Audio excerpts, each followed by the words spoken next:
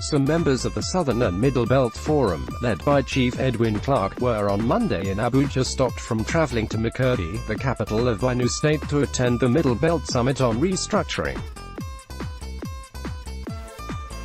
They reported that the chartered flight was stopped from flying to the Benue State capital under the pretense of security clearance.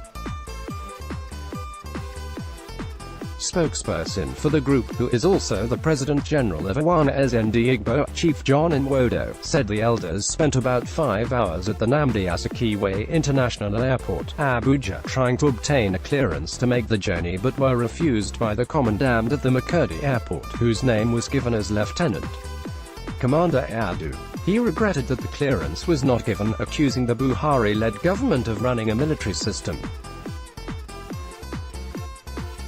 Nwodo said, "We arrived in time for our flight today at 12 noon. The airport commandant disallowed us from flying and said we needed to go and get permission to land in Makurdi. We consider this fundamental infringement on our democratic rights of freedom of movement and freedom of association.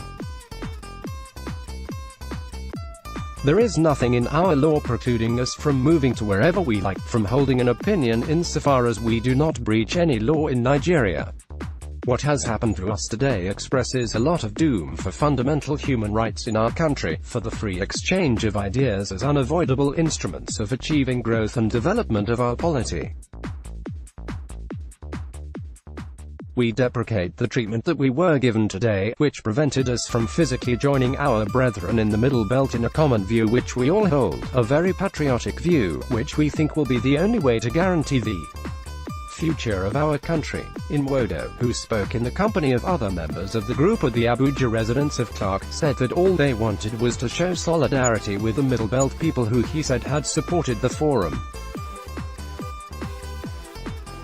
He added, "The people that you saw on the television in the Middle Belt are our brethren, who showed us solidarity in other zonal summits. The fact that we were barred from showing them this solidarity is bound to hurt them.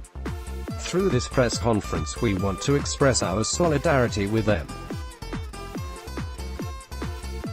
We want them to know that we are one and the same in our views of the restructuring of the Federation. Secondly, we need to deprecate this new tendency.